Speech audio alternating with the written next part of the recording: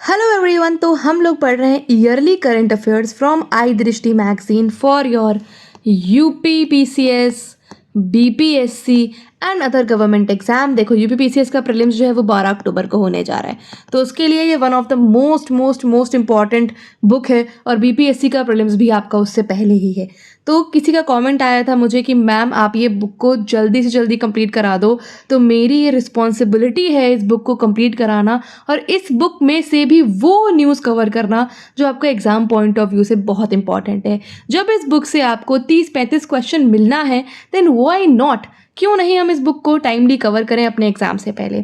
और देखो मेरा सारा जो भी चैप्टर है, जो भी बुक है, वो सारी चीज़ें ना आपके फीडबैक से चलती हैं। जैसा जैसा आप लोग मुझे कमेंट सेक्शन में बताओगे कि मैम अब हमें ये पढ़ना है, मैम आप करंट अफेयर जल्दी करा दो, मैम आप एम लक्ष्मीकांत जल्दी करा दो, तो उस हिसाब से मैं अपना टाइम टेबल जो है वो सेट करती हूँ। तो वन लाइनर्स पढ़ने के बाद हमने अपना मूव ऑन कर लिया था शॉर्ट न्यूज़ पे। जो न्यूज़ इन शॉर्ट होती है ना उस पर मूव ऑन कर गए थे, क्योंकि यहाँ से ज़्यादातर क्वेश्चन आपको देखने को मिल जाता है। और वन लाइनर से 3-4 क्वेश्चन, शॉर्ट न्यूज़ से भी आपको 3-4 क्वेश्चन, अप्रॉक्स आपको 8-9 क्वेश्चन ये 2 टॉपिक से मिल जाते हैं। पर्सन इन न्यूज़ हमने स्टार्ट करा था, एक वीडियो इस पर आ चुका है, आपने वो नहीं देखा है तो जा करके देख लीजिएगा। तो हमने सारी चीज़ें देखी, बहुत अच्छे से समझा इस बात को एडिशनल इन्फॉर्मेशन के साथ। अब हम मूव ऑन करेंगे रीसेंट अपॉइंटमेंट्स पे। ठीक है, जो इंपॉर्टेंट है उस पर रेड टिक लगा हुआ है, जिस पर नहीं लगा है आप उसको स्किप कर सकते हैं। ठीक, ये मैंने ना सारा PYQ से जो जिस तरीके की पर्सनालिटीज़ को प्रीवियस ईयर में पूछा गया है, ठीक है, चाहे वो UPPCS हो, BPSC हो, उससे मैंने गैदर करी है इन्फॉर्मेशन और उसी से मुझे पता चल गया कि क्या इंपॉर्टेंट है और क्या नहीं।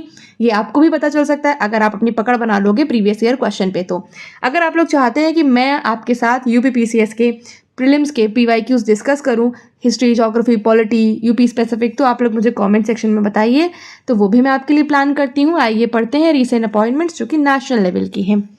सबसे पहले हमें देखना है एस महेंद्र देव। एस महेंद्र देव जो हैं ये चेयरमैन बन गए हैं। एक इकोनॉमिकल एडवाइजरी काउंसिल होती है प्राइम मिनिस्टर की, ईएक PM को लेकर के, उसके ये चेयरमैन बन गए हैं। कौन है? एस महेंद्र देव। कौन है? एस महेंद्र देव। अब ये इकोनॉमिक एडवाइजरी काउंसिल के चेयरमैन बन गए हैं।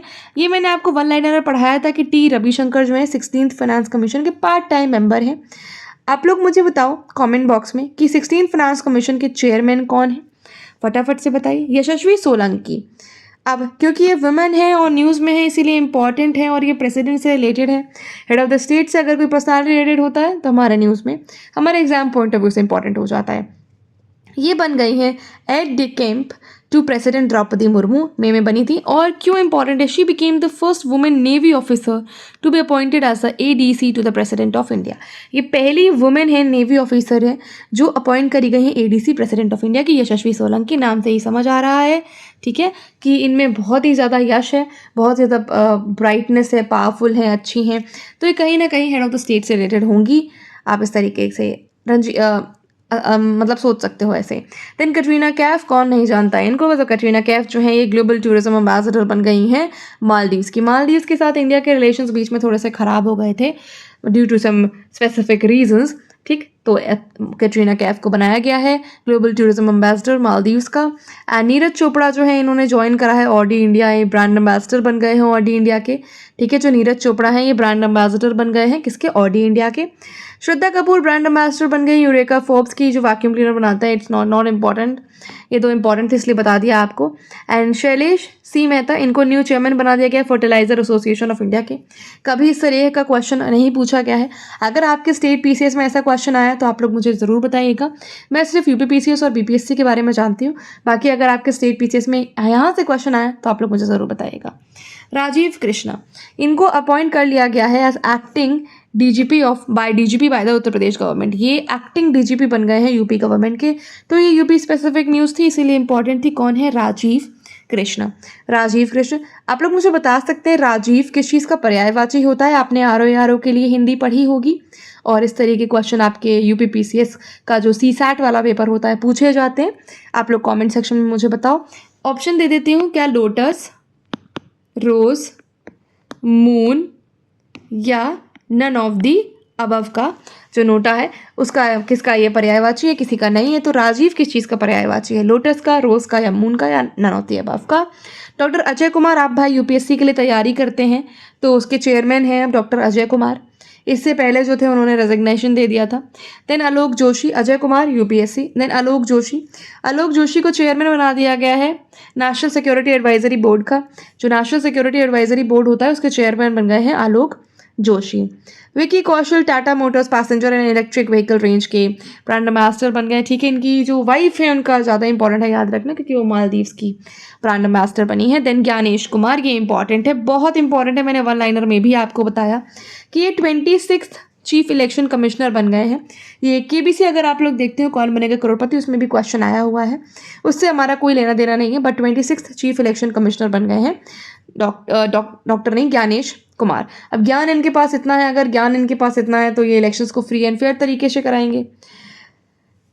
अब देख ले आ रहे हैं अंजू राठी राणा, ये इंपॉर्टेंट है, मैंने वन लाइनर में भी आपको बताया था कि अंजू राठी राणा जो है ये बहुत इंपॉर्टेंट है। क्यों? क्योंकि इन्हें अपॉइंट कर लिया गया है as the secretary of the department of legal affairs. जो सेक्रेटरी बन गई हैं ये डिपार्टमेंट ऑफ लीगल अफेयर्स, जो कि ministry of law and justice के अंडर आता है। और ये इंपॉर्टेंट क्यों है? क्योंकि she became the first women to be appointed as the union law secretary in India. पहली महिला अंजू राठी राणा, डॉक्टर अंजू राठी राणा जो हैं ये पहली वुमेन बन गई हैं जिन्हें अपॉइंट करा गया है as a union law secretary in India. अब बात करते हैं इसरो के नए चेयरमैन बन गए हैं। इसरो के जो नए चेयरमैन बन गए हैं वो हैं doctor V Narayanan. Doctor V Narayanan has been appointed as the new chairman of ISRO, Indian space and research organisation. That's it. Gyanendra Pratap Singh को सीआरपीएफ, जो आप देखते हो ना सेंट्रल रिजर्व पुलिस फोर्स, उसका न्यू डीजी बना दिया गया है, नया डायरेक्टर जनरल बना दिया गया है। इसको ध्यान से सुनना बच्चों, ठीक है? जब आप ध्यान से सुन लोगे ना तो जब आपके सामने ऑप्शन आएंगे ना 4, अब definitely I can bet you कि आप सही आंसर टिक करके आओगे, बशर्ते आपको इसको 2 से 3 बार ध्यान से सुनना है बस, ठीक है?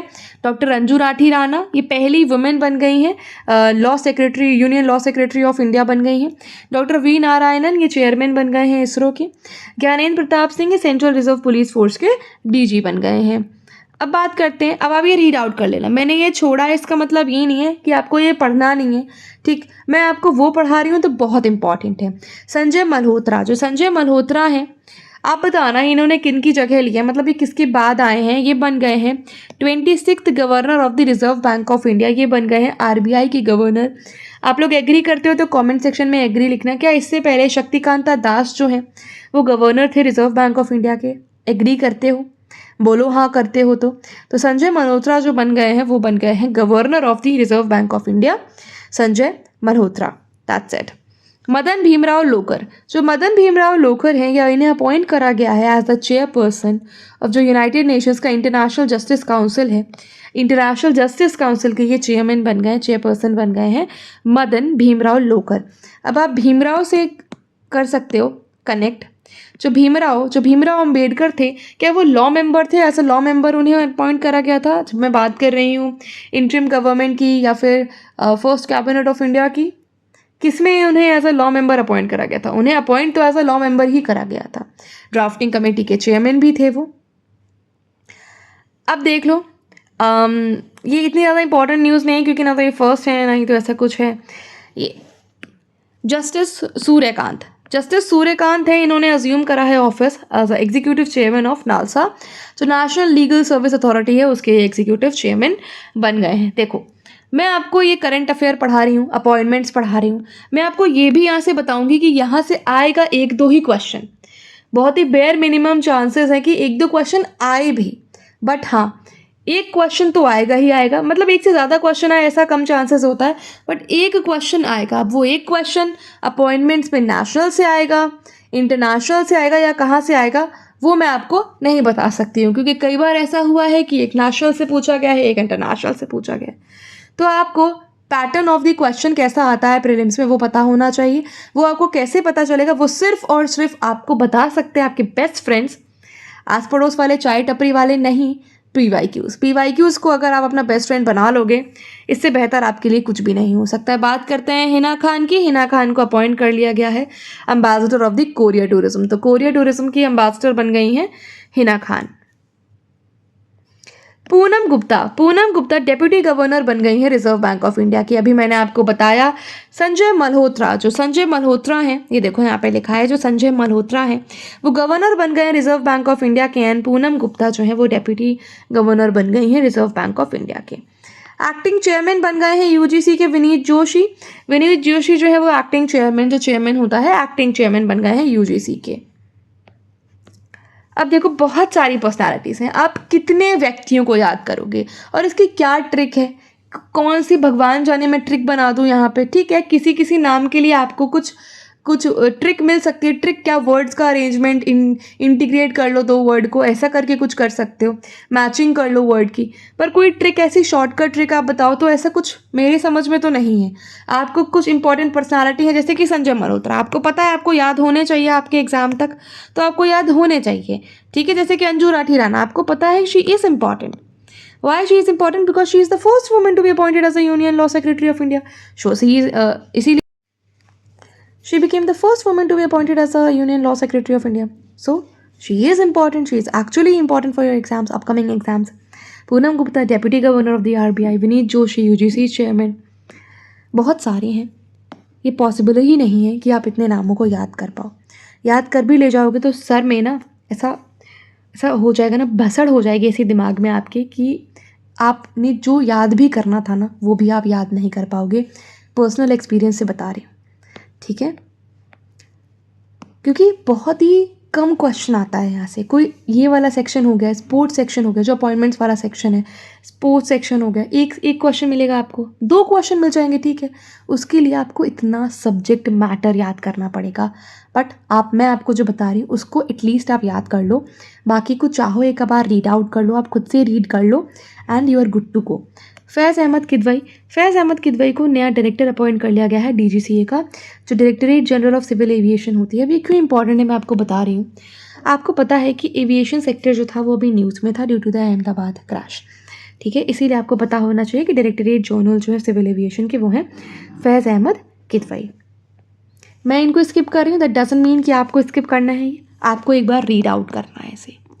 आपको पूरी बुक को, आप ये मेरा लेक्चर देख रहे हो तो मुझे समझ है कि आप एक बार रीड आउट कर चुके होगे।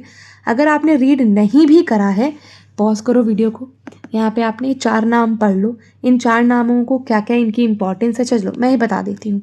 बहादुर सिंह सागो, इनको अनअपोज्ड इलेक्ट कर लिया गया है नया प्रेसिडेंट, जो आपकी एथलेटिक्स फेडरेशन ऑफ इंडिया होती है। अगर मेरे बोलने से गलती से ऐसा क्वेश्चन आ जाए और आपका सही हो जाए, मैं मान के चल रही हूँ चलो आपने नहीं पढ़ा, आपने रीड आउट भी नहीं करा मेरे कहने पे, बट प्लीज़ एक बार रीड आउट कर लो। क्वेश्चन मुझे भी नहीं पता कहाँ से बनेगा और आपको भी नहीं पता, ये तो सिर्फ आयोग को पता है। जो लोग बोलते हैं कि हमें पता है क्वेश्चन कहाँ से बनेगा, 100% गारंटी है कि ये ऐसी पेज से क्वेश्चन आएगा, तो भाई ये पेज बहुत बड़ा है। हो सकता है अंजू राठी राणा पूछ दिया गया तो आप बोलोगे मैंने अंजू राठी राणा पढ़ाया था, ठीक है। बट किसी को सच में नहीं पता होता कि क्वेश्चन कहाँ से बनेगा, वो सिर्फ आयोग को ही पता रहता है कि कैसे क्वेश्चन बनेगा। सलमान खान, इनको अपॉइंट कर लिया गया है ब्रांड एम्बेसडर, जो first ever kho kho world cup होने जा रहा है 2025 में। First ever kho kho world cup 2025 में होने जा रहा है सलमान खान। देन आरती सरेन क्यों इंपॉर्टेंट है? Because she has become the first women officer to take over as DG of the armed forces medical services. तो आरती सरेन जो है वो पहली वुमेन ऑफिसर बन गई हैं डीजी, जिन्होंने डीजी का चार्ज लिया है आर्म्ड फोर्सेस और मेडिकल सर्विसेज को। तो कौन है? आरती सरेन को जो है फर्स्ट वुमेन ऑफिसर बन गई हैं डीजी आर्म्ड फोर्सेस की। ये स्किप हो गया था मुझसे बट ये बहुत इंपॉर्टेंट है। Randhir Singh first Indian president बने हैं, first Indian president of Olympic council of Asia. जो ओलंपिक काउंसिल ऑफ एशिया है उसके ये फर्स्ट इंडियन बने हैं। कौन? रणधीर सिंह। याद रखना, रणधीर सिंह, ठीक है, जिसने रण को जीत लिया है, ठीक। तो ओलंपिक का जो काउंसिल ऑफ एशिया है उनको भी उन्होंने जीत लिया और उसके प्रेसिडेंट बन गए हैं। अब के संजय मूर्ति बहुत इंपॉर्टेंट है क्योंकि ये नए कैग बन गए हैं। कौन बन गए हैं? कैग बन गए हैं, controller and auditor general of India. मैं एक बात बोलती हूँ यहाँ पे, आप लोग एग्री करना या डिनाई करना। क्या कॉन्स्टिट्यूशन का article 148 deals with the appointment of CAG होना चाहिए इंडिया के लिए? और एक बात और पे एग्री करना, क्या पब्लिक अकाउंट्स कमेटी का कैग फ्रेंड और फिलोसोफर गाइड होता है? क्या CAG acts as a friend, philosopher and guide for the public accounts committee? Do you agree or deny with me? आप लोग कमेंट सेक्शन में ज़रूर बताना। के संजय मूर्ति कैग बन गए हैं नए। के संजय मूर्ति नए comptroller and auditor general of India बन गए हैं। फिक्की के नए प्रेसिडेंट बन गए हैं। फिक्की क्या है? पहली बात तो federation of the Indian chambers of commerce and industry. तो फिक्की के नए प्रेसिडेंट बन गए हैं हर्षवर्धन अग्रवाल। हर्षवर्धन जो अग्रवाल है वो फिक्की के नए प्रेसिडेंट बन गए हैं। ठीक है, फिक्की के नए प्रेसिडेंट कौन है? हर्षवर्धन अग्रवाल। अब अभ्युदय जिंदल जो है वो नए प्रेसिडेंट बन गए हैं इंडियन चेंबर ऑफ कॉमर्स के। इंडियन चेंबर ऑफ कॉमर्स जो है उसके ये नए प्रेसिडेंट बन गए हैं अभ्युदय जिंदल। अब एयरपोर्ट अथॉरिटीज़, अब एयरपोर्ट फिर से आ गया। एयरपोर्ट जहाँ जहाँ आएगा उसके बारे में अगर कुछ इंपॉर्टेंट है तो एक बार रीड आउट कर लेना, क्योंकि जो एक प्लेन क्रैश हुआ था उसकी वजह से ये न्यूज़ में था। चाहे DGCA हो, चाहे एयरपोर्ट अथॉरिटी ऑफ इंडिया हो। तो विपिन कुमार जो है नए चेयरमैन बन गए हैं एयरपोर्ट्स अथॉरिटी ऑफ इंडिया के। Then Sonu Sood, he is always in news, he such a nice person. मतलब कुछ भी अगर कहीं भी प्रॉब्लम हो रही होती है तो आप सोनू सूद का नाम जो है देख लेते हो। चाहे कोविड में आपने देखा हो लोगों की हेल्प करने के लिए, तो सोनू सूद को ब्रांड एम्बेसडर बना दिया गया है थाईलैंड टूरिज्म का। कहाँ का? थाईलैंड टूरिज्म का सोनू सूद को जो है ब्रांड एम्बेसडर बना दिया गया है। SSC बहुत न्यूज़ में चल रहा है। ठीक है, 24 अगस्त को एक कुछ था, प्रोटेस्ट वगैरह था। ठीक है, क्योंकि SSC का आप देखते हो ना, कहीं पे कहीं का व्यक्ति है, कहीं का उसको एडमिट कार्ड में कहीं उसका सेंटर डाल रहे हैं। I mean Andaman and Nicobar, मतलब नहीं डाल रहे, ऐसे मीम्स बनते थे कि ऐसे सेंटर जो है अंडमान एंड निकोबार चला गया, बंदा दिल्ली का है।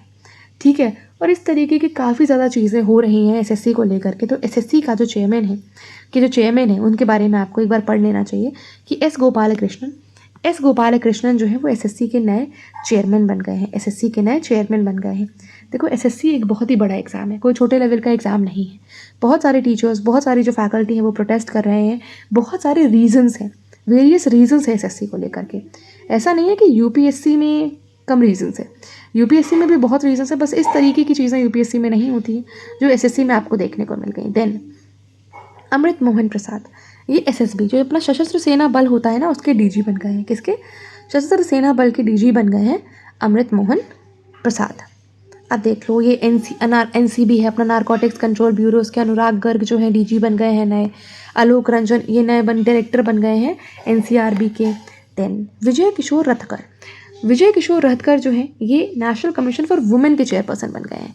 क्या कोई मुझे बता सकता है? एक तो हमारे पास बैकवर्ड कमीशन है, national commission for backward classes. एक अपने पास आर्टिकल्स बताने हैं आपको, NC/ST national commission for STs, national commission for SC, NC/SC, SC/ST और NCBC और NCW।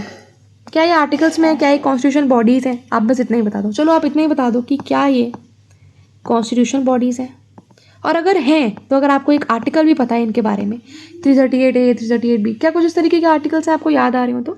Then coming on to Manu Bhaker, आपने अभी जो देखा होगा मनु भाकर का नाम काफ़ी न्यूज़ में आ रहा है। ठीक है, मनु भाकर को ब्रांड एम्बेसडर बनाया गया है ministry of port, shipping and waterways का, जो गवर्नमेंट ऑफ इंडिया के अंदर आता है। That's it. सतीश कुमार आपने ओल्ड अगर करंट अफेयर पढ़ रहे हो ना, देखो सितंबर 2024 का है, तो आपका एग्जाम सितंबर अक्टूबर दोनों में ही है। ठीक है, BPSC ले लो, UPPCS ले लो, तो आपके एग्जाम है, तो इसीलिए आपको एक साल का करंट अफेयर तो पता होना चाहिए। तो ये CEO बन गए हैं railway board, ministry of railway जो है, रेलवे बोर्ड के नए CEO बन गए हैं सतीश कुमार। अब जो आपको पता है ED होती है ना, ED घर, जो आप देखते हो कि ED आ गई, इनके घर पे ED आ गई, इनको ED ने तलब कर लिया, तो इसके फुल टाइम डायरेक्टर बन गए हैं राहुल नवीन। जो राहुल नवीन है ना, वो ED के डायरेक्टरेट ऑफ इन्फोर्समेंट, ED का फुल फॉर्म ऐसे मत समझना इन्फोर्समेंट डायरेक्टरेट नहीं, ED का फुल फॉर्म होता है डायरेक्टरेट ऑफ इन्फोर्समेंट। ठीक है, तो ED का फुल फॉर्म पहली बात तो पता होना चाहिए। आप बताओ, क्या एक कॉन्स्टिट्यूशन बॉडी है? क्या इसके पास पुलिस जैसे राइट्स हैं? आप लोग बताओ, कुछ अपने व्यूज़ भी दो। देन चल्ला श्रीनिवासलू शेट्टी, ये चेयरमैन बन गए हैं स्टेट बैंक ऑफ इंडिया के। स्टेट बैंक ऑफ इंडिया के चेयरमैन बन गए हैं कौन? चल्ला श्रीनिवासलू शेट्टी। ठीक है, SBI के चेयरमैन बन गए हैं। देन बी श्रीनिवास जो है NSG के डायरेक्टर बन गए हैं। नेशनल सिक्योरिटी गार्ड जो होता है ना, नेशनल सिक्योरिटी गार्ड, तो बी श्रीनिवास जो है वो इसके नए डायरेक्टर जनरल बन गए हैं। कौन है? B श्रीनिवास। ठीक है, याद रख लेना ये नाम, B श्रीनिवास। NSG के DG बन गए हैं नए। देन BSF के डायरेक्टर जनरल बन गए हैं दलजीत सिंह चौधरी। BSF के डायरेक्टर जनरल बन गए हैं दलजीत सिंह चौधरी। एंड अगर अब मैं बात करूँ CISF के बारे में, तो रविंदर सिंह भाटी जो है ये नए DG बन गए हैं CISF के। ऐसी बहुत सारी चीज़ें हैं, बस आपको सुन लो ध्यान से एक बार। सुन लो बस। एक इंपॉर्टेंट नाम आता है माता प्रसाद पांडे का। तो माता प्रसाद पांडे जो है लीडर ऑफ अपोजिशन बन गए हैं, जो 18th लेजिस्लेटिव असेंबली है उत्तर प्रदेश की, जो 18वीं लेजिस्लेटिव असेंबली है उत्तर प्रदेश की, उसके ही लीडर ऑफ अपोजिशन बन गए। That's it. Director general of PIB Dhirendra Ojha. अब बात कर लें कुछ और पर्सनालिटीज़ जो हैं वो न्यूज़ में। नेशनल आज हम कंप्लीट करेंगे, ठीक है। नेशनल कंप्लीट करने के बाद इंटरनेशनल हम लोग सेकंड वीडियो में देखेंगे, इसके मतलब नेक्स्ट वीडियो में देखेंगे। कुछ और इंपॉर्टेंट पर्सनालिटीज़ हैं, अब बहुत ही इंपॉर्टेंट है। देखो यहाँ से क्वेश्चन बनने का 99.9% चांसेस है कि ये जो आपको मैंने कुछ यहाँ पे हाईलाइट कर रखा है ना, ये जो 2-3 पॉइंट है, यहाँ से क्वेश्चन बन सकता है, ठीक है। यहाँ से क्वेश्चन क्योंकि ईजिली बन भी सकता है और ये बहुत ही ज़्यादा इन्होंने धमाल मचाया है। तो विश्वनाथ कार्तिकेय पांडाकांति, तो विश्वनाथ कार्तिकेय पांडाकांति VKP, ये क्या है? ये 16 ईयर के ओल्ड माउंटेनियर है, 16 ईयर ओल्ड माउंटेनियर है। कहाँ से? हैदराबाद से हैं और ये यंगेस्ट इंडियन बन गए हैं, यंगेस्ट इंडियन और second youngest in the world, जिन्होंने 7 कॉन्टिनेंट्स की जो हाईएस्ट पीक है उनको क्लाइम कर लिया है। 7 कॉन्टिनेंट्स है हमारे पास, उन 7 कॉन्टिनेंट्स की 7 हाईएस्ट पीक है। तो 16 साल की उम्र में उन्होंने इन सारी पीक्स को क्लाइम कर लिया है और ये इंडिया के यंगेस्ट और वर्ल्ड के सेकेंड यंगेस्ट बन गए हैं, ठीक है। 16 साल की उम्र, आप सोचते हो ना 16 साल की उम्र में तो आप लोग मौज मस्ती कर रहे होते हैं, मैं भी मौज मस्ती कर रही होती हूँ, but this personality Vishwanath Karthikeya Padakanti climbed 7 continents की हाईएस्ट पीक, ठीक है। तो देख लो आप लोग क्या क्या कर रहे हैं और आप लोग इतनी एज में क्या कर रहे हो। तो ये 16 साल के बच्चे ने धमाल मचा दिया और ये इजीली क्वेश्चन यहाँ से फ्रेम हो सकता है।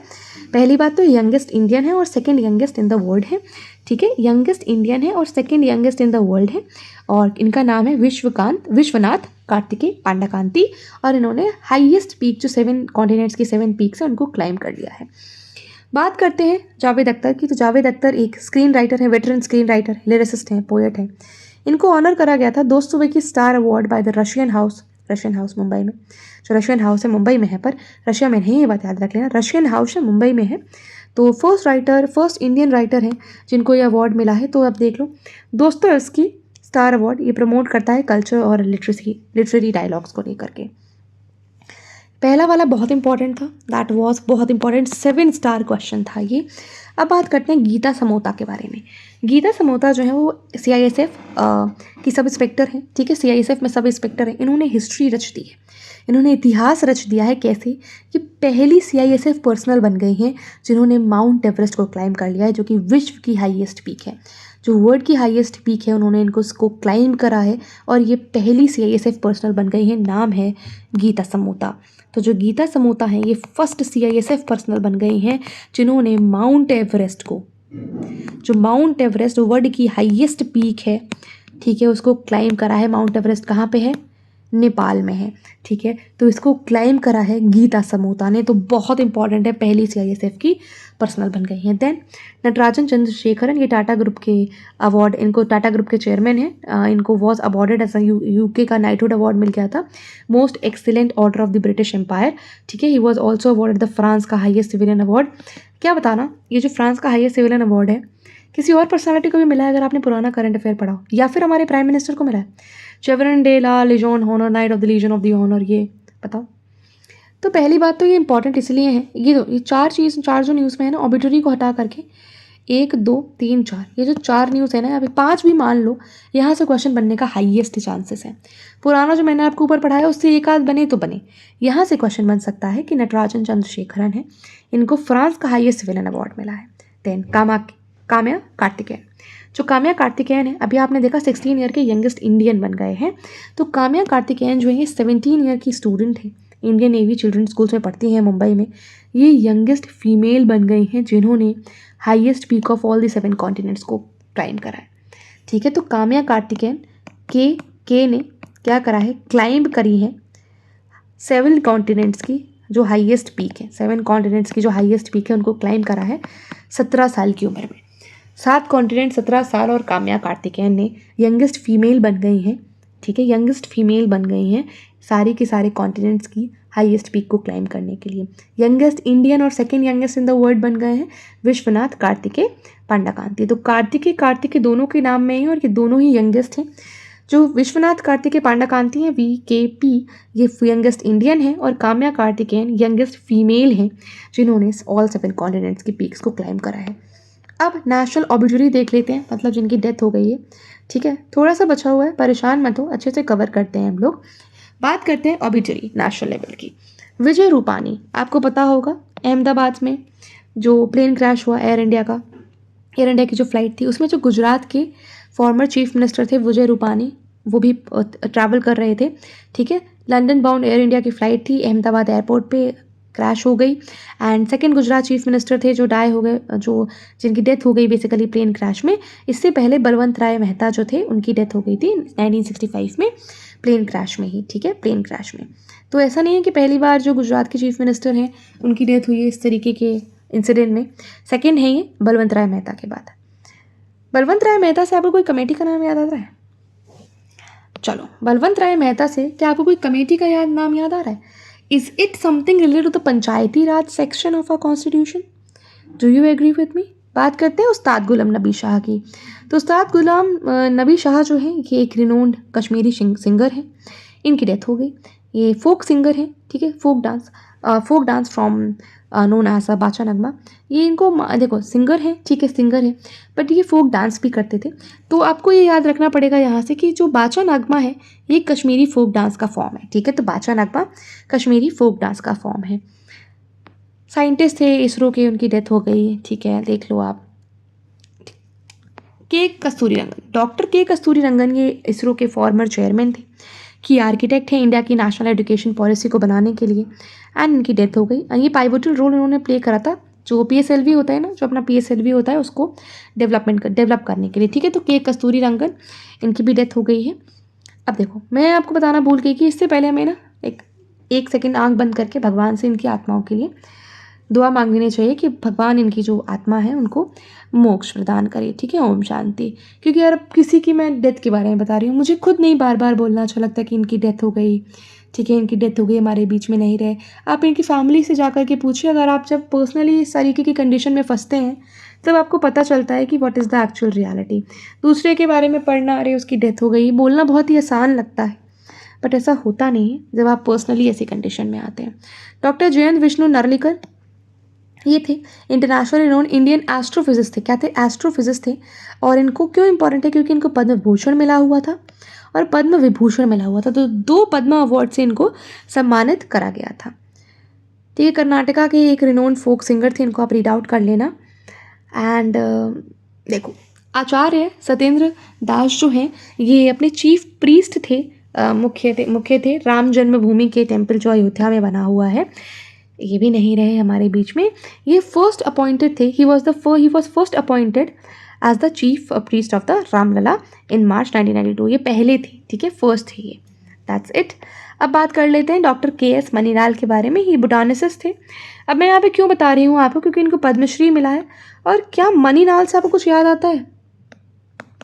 मैं तो नाम से याद करा रही हूँ। क्या मनीलाल? क्या गांधी जी के बेटों में आपने कभी मनीलाल का नाम सुना है? और क्या ये दांडी मार्च में उनके साथ थे? बताओ। रीड आउट कर लेना, आप रीड आउट कर लेना। पद्म भूषण से सम्मानित करा गया है इन्हें, ठीक। अब आपको क्या करना है ना, आपको बस रीड आउट करना है, ठीक है। मैं बोल दूँ, मैं पढ़ा दूँ, चलो मैं आपके लिए रीड कर देती हूँ। चलो, पलियत जयाचंद्रन, ये प्लेबैक सिंगर है, ठीक है, केरला से हैं ये। देन उस्ताद आशीष खान, ये एक सरोद वादक है। क्या है ये? सरोद वादक है। सरोद एक म्यूजिकल इंस्ट्रूमेंट होता है, सरोद वादक हैं ये। देन श्याम बेनेगल हैं, वेटरन फिल्म मेकर हैं ये, ठीक है। इनको भी पद्म भूषण से सम्मानित करा जा चुका है। देन पंडित राम नारायण, ये सारंगी माइस्ट्रो हैं। अब आपके लिए क्यों इंपॉर्टेंट है उस्ताद आशीष खान? आपके लिए क्यों इंपॉर्टेंट है? पूछ सकता है इनका रिलेशन कौन से म्यूजिकल इंस्ट्रूमेंट से था, तो सरोद से। सरोद एक म्यूजिकल इंस्ट्रूमेंट है। राम नारायण, इनका ये सारंगी बजाते थे, ये सारंगी में महारत इनको हासिल थी हिंदुस्तानी म्यूजिक में। ये सारंगी वादक थे, ठीक है, सारंगी बजाते थे, ठीक है। आई होप आपको समझ आया होगा यहाँ तक, जो भी हमने चीज़ें कवर करी हैं आज के लेक्चर में, ठीक है। मैं वीडियोस चाहती तो मैं 2 से 3 घंटे के वीडियो बना सकती हूँ, मुझे कोई प्रॉब्लम नहीं है। पूरा का पूरा मैं एक ही वीडियो में आपको पढ़ा सकती हूँ। शॉर्ट न्यूज़ 2 से 2.5 घंटे का समय लगेगा मुझे, और सारी की सारी आपकी ख़त्म हो जाएगी शॉर्ट न्यूज़। बुक भी अगर मैं चाहूँ तो it will take 10 to 12 hours, मुझे ये बुक कंप्लीट करने में, बट मैं आपको थोड़ा टाइम लेकर के अच्छे से पढ़ाना चाहती हूँ। बट अगर आप लोग चाहोगे कि मैं लेंदी लेक्चर्स बनाऊँ तो मुझे उसमें भी कोई प्रॉब्लम नहीं है, ठीक है। मैं चाहूँ तो 2-3 घंटे में ये पूरा लेक्चर आपको कंप्लीट करके दे सकती हूँ, बट आप हर दिन पढ़ो ना। आप 2 से 3 घंटे, मुझे पता है आप 3 घंटे का लेक्चर इकट्ठे बैठ के नहीं देखोगे, आपका कंसंट्रेशन ही इतना नहीं बनेगा, ठीक है। पॉसिबल ही नहीं है। आपको भूख लगेगी, आपको प्यास लगेगी, आपको बाथरूम जाना रहेगा, आपको चाय पीनी रहेगी, बहुत सारी चीज़ें हैं। तो भले ही आपके 30-40 मिनट्स, 1 घंटे का वीडियो होता है मेरा मैक्सिमम आई दृष्टि का, ठीक है। कुछ 30 मिनट्स का होगा, कोई 40 मिनट्स का होगा, कोई 1 घंटे का होगा। तो आप एटलीस्ट कंसंट्रेशन के साथ सुन तो सकते हो। और क्या पता आप 30 मिनट्स का लेक्चर 2 बार सुन लो, ठीक है, तो उससे आपका 1 क्वेश्चन पक्का हो जाए तो क्या बुराई है। 1 से 2 क्वेश्चन आपके पक्के हो रहे हैं, 4 मार्क्स, आप ये समझो आप 4 मार्क्स इंक्रीज कर रहे हो अपने प्रीलिम्स में।